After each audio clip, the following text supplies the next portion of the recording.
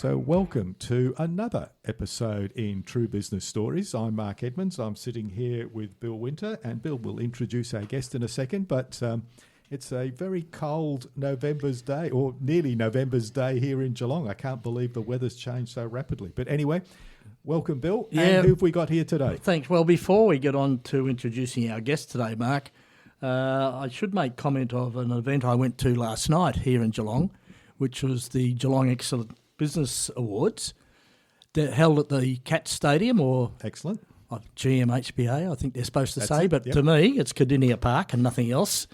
And there are 800 odd people in the room last night. It was a fantastic event from the point of view of the vibrancy and the number of business owners, and they all brought their staff along, all booked tables.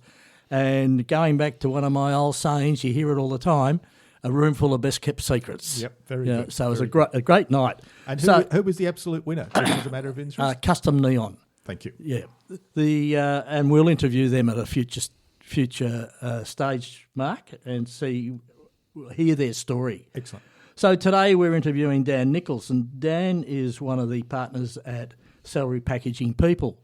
Salary Packaging People, based here in Geelong, has been going for 30 years, and it's interesting in the benefit that a company like this can give to business owners who don't understand all the ins and outs of how you can, I guess, package up your salary and the employee's salary and the benefits that can be to the business and to the employee themselves. And Mark, you and I fully understand this, coming from our corporate backgrounds, but a lot of business owners just don't know what the benefits are. So Dan, welcome to our podcast, and I look forward to hearing your story, because I know you're not from this fair country, and hearing about your business and the advantages of using your company. So Dan, welcome. Good morning, Mark. Good morning, Bill. So where did it all begin, Dan? Where did life begin for you? Life began for me in the southwest of England, in a town that many will know of, Bristol. I was born there and lived there for the first 5 years of my life before my family uprooted and trekked east and settled in Essex, just on the outskirts of London. And how did you get to Australia? What brought the family to Australia, or brought you to Australia? There's a bit of a story that goes along with that.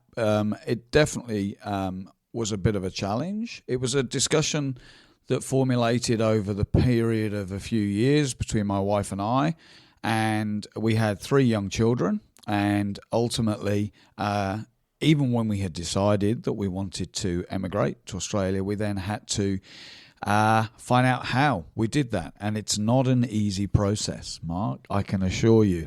And for people sometimes perceive it is, but it isn't. It takes a lot of persistence, which is probably a recurring thing of one of my traits. But we managed to get here, and we arrived in 2013 straight into Geelong. But one of the little asides from that is the only reason we got here was because of a 50-odd-year-old pen friend that my mother has. Wow. Who lives in Point Lonsdale. Isn't that amazing? Great story. So, first job? My first job after I'd finished study and graduated was in a chicken factory. Okay. I started working as an HR administrator in a large chicken factory in the north of England. Wow, fascinating. Bill's got lots of stories about ducks, so you can compare, That's compare right. stories. So what then what helped move you on? What was your career path? Well, from there, I quickly wanted to progress and advance, as everybody does, and I saw a position advertised in a local bank, and that I thought was something that I know my parents and everything else would approve in that way, and it also talked to my enjoyment of working with numbers and figures. So I saw that as a natural fit for me, and I applied and secured the job as the assistant manager at one of the local building society bank branches. Well, there we go, Mark. Banks. It's quite. We were talking off air that the number of people we've spoken to or met who all started their careers in some shape or form at the banks. And that's something to sort of think about. As the banks close branches and change the way they operate, is there still that ability to get into the banks and start a career? You're not going to end up there, but it gives you a good footing to move on somewhere else. Undoubtedly, absolutely. But Mark, if the banks had their way today, the tellers would be robots. True. Right? And avatars and everything else. So Dan, the banks obviously, so that was good. And then where? Well, from there, it led me on a path, basically. It put me into the world of financial advising, etc. So I then moved on through my career and moved from what was perceived as a basic fundamental start in financial advising out of the retail banking side and into the world of the mature and better, apparently, IFA world in the UK, which is a market which is independent. So it's perceived to be the pinnacle of financial advising. But I quickly realised and decided my enjoyment and passion was working with people rather than advising directly to the public. So I moved into the management and the coaching and development of individual IFAs and advisors. So did that for many years. Excellent. And then, so when you shifted out to Australia, did you come out with a job in mind or did you come out looking for the job? Well, as my wife often reminds me, the Australian Immigration Department discovered that I was skillless from their perspective. So we actually came on my wife's skills. And so we arrived here on the back of hers. So I came with absolutely no idea on earth what I was going to do. Well, just on that point, Dan, what was that point? What was the moment that the two of you said, okay, let's press the button, we're going? How did that occur? I think it was a period of time that we'd reached the point where it's hard to say if there was a definitive day. We approached the process openly discussing, and there was always let's see. If it's meant to be, it's meant to be. And that was very much an approach we carried on consistently through the whole application process. And we went through 3 visa categories before we got one that was then successful. And even that was a battle right at the end. So it was just, we were both in and convinced and happy with the decisions we were making. And that was important. It was a partnership. Because we knew that when we made a transition, if ultimately it came to pass and we made the transition, a dominant person wanting to come and somebody not quite so convinced would lead to friction. Yep. And that would have probably then made a potentially riskier move. So we were constantly reaffirming it with each other. Right. So it wasn't a defined moment. And did you burn the bridges when you left England so that you couldn't go back? No, deliberately not, because we always said this to the girls that it's not a one-way move. And if for whatever reason it doesn't work out, we'll just come back. And that was important as part of that process, that we didn't close the door and say, this is it, no looking back at all. All right. Sorry, Mark. Getting back to the salary packaging people is what we want to talk about today. And by the way, at the Business Awards last night, I see that you were finalists in how many categories? 5. 5 categories. So congratulations to you and the rest of the team. Thank you. Salary packaging for making the finalists in 5 different categories in those awards. That's a great effort and well done. So what was the start of setting up? How did the salary packaging people business get started? What was the catalyst for it?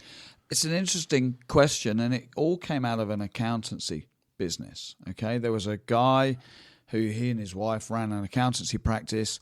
Ed Shakespeare was his name, in Geelong, and his clients asked him to do some of the administration for him with regards to the salary packaging. So he effectively got into it, not by accident, but by expansion of his core service. So he was providing that to them, and from that, the origins of the business came. And effectively, the business grew, demands increased, and Ed retired. A couple of his business partners from Geelong here went up the road to Melbourne, and they started a business called Macmillan Shakespeare, which may ring a few chords with people who are listening, and which is now today Maxia. So the origins of that business are very much seated here in Geelong as well. But Ed stayed here, so he wanted to stay, didn't want to go to Melbourne, and over the time, the business has evolved and grown through several different brands and people being involved, and I've now been involved for just about 3 years. So how did you get involved? What led to you becoming part of the group? Well, I, like many, was living in Geelong, as I had since 2013, and working in Melbourne. I was working in the industry, but for one of the finance companies. And I can vividly remember the day that one of my colleagues in the office rang me and said, "Did you know that there's a salary packager in Geelong?" To which I answered no. So it quickly led to me making contact because I wanted to find out more about them. And I made an appointment. I met them. And we had a discussion. At the time, because I was working in a finance business, we weren't a salary packager. But I wanted to discuss and see whether what was involved in us actually involving a salary packager to wrap up our finance product. So we discussed a JV with the guys here. And that process ran its course and a JV was set up. But through the process of that conversation became apparent that there was a meeting of minds and an idea that this actually probably could work well between us personally and from a skill perspective. And so you're a partner there now? So you bought into the business, so you're a part owner? I am, yes. And how many partners? There are 3. And is there a chief partner? Yes, there is. My senior colleague, Brian Coughlin, was already on board, and it was with Brian and Glenda that I sat down and had the conversations about the JV. And Brian's been involved in the business for 6 or 7 years now, I believe. So he is the continuity from previous times, and then Justin and I got involved, like I say, 3 years ago. And so a question that, because it's almost a family business at the end of the day, in some respects, how's the decision making? Do you sit as a group of 3, as a board, for want of a better term, and meet monthly, discuss the business, plan things out, or how do you operate? Yeah, we're quite structured, actually, and we have a formal process whereby the 3 owners of us, we sit down and decisions are made between us. We have a monthly formal meeting, minutes are taken, and we do that in a way because running our business, we take that quite seriously. It's not done just casually. There is a strategic plan that we have written for the next 5 years, which we review constantly. And there are always things that we're looking to be working on, developing, and that needs management, coordination. And we have an excellent staff. We're a small business, but we are very qualified. Glenda's processing and ability to run us as an operation is legendary within our business. Well, Dan, getting on to now the benefits that you offer business owners. In my role as a family business advisor, I often mention salary packaging to clients, and I get a blank look on a lot of occasions because, as I say, all of us Mark and I have had corporate backgrounds, and we understand how the system works. But I'm amazed that in family business and privately owned businesses that salary packaging is not something that they would automatically think about when they're hiring a new employee or with their existing staff. It's become more well known now, and there's lots of benefits from both sides. So as a business owner, why should I come to you and talk about salary packaging? And well, your experience is no different to ours in that way. And a business really, if it's employing people, salary packaging is a relevant employee benefit. And the current marketplace, which is, as we know, very, very tough, we talk about three words: recruitment, reward, and retention. And those three things, we believe we can play a big part in helping a business owner with all three elements of that, and with a service that actually costs an employer no money at all. So from a basis of a free service to them that's going to help them recruit, reward, and retain, the question then back from us is always, well, why wouldn't you want to have a conversation? We keep hearing about the great resignation that's been going on, started in COVID, and I know in the marketplace now, and I see it within my own family and in a couple of businesses I'm involved with, is that they're saying a key executive's just left. Why did he leave? Let's offer him more money. Well, sorry, it's too late by the time an employee that makes that decision. That, to me, generally, there's been other issues before that happens.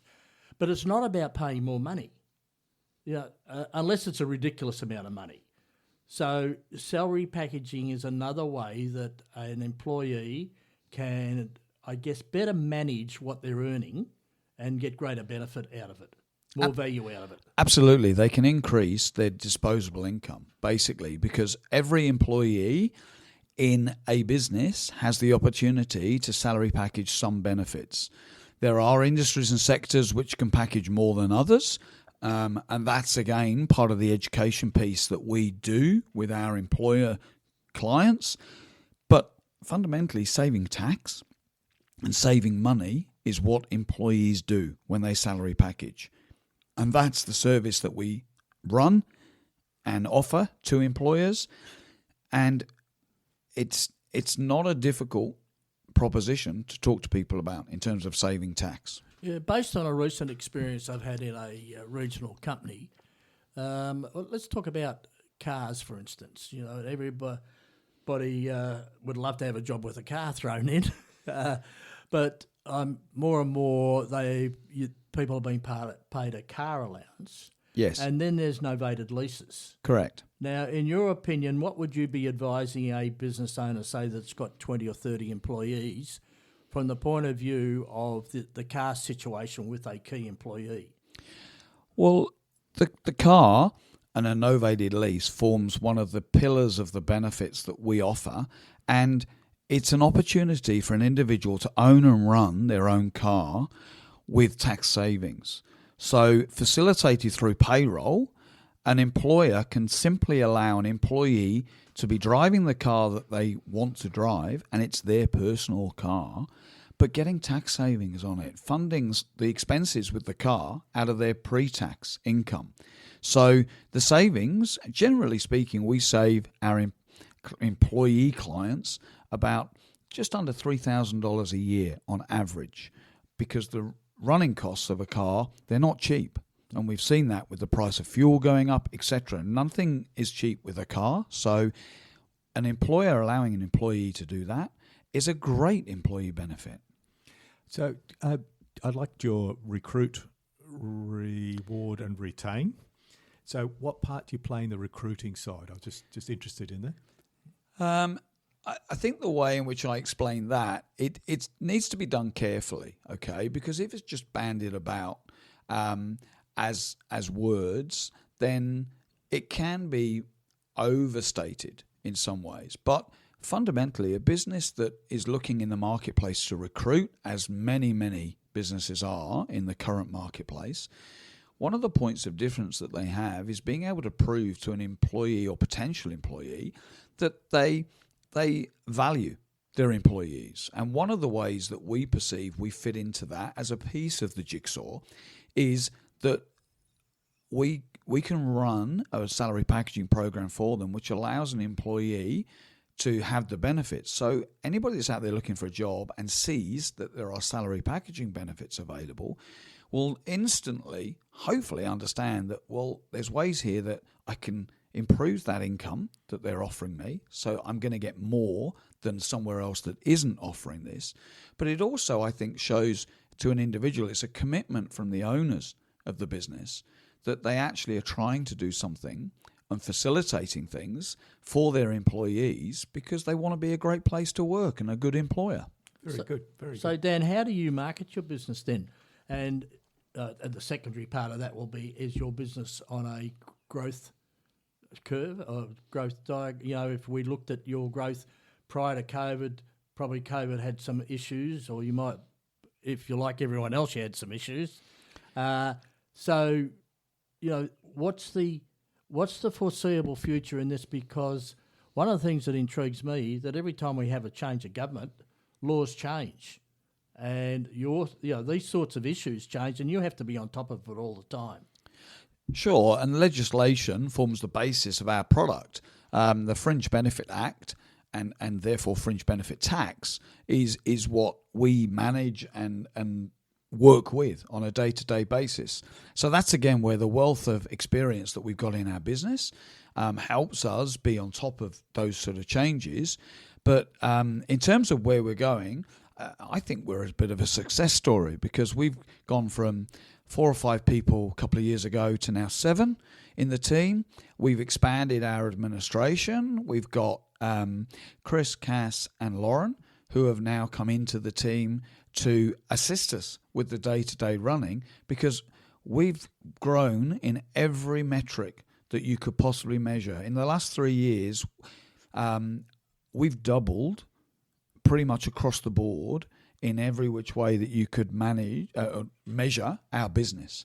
And our growth has come not only from our own marketing through revamping our digital footprint, changing our website.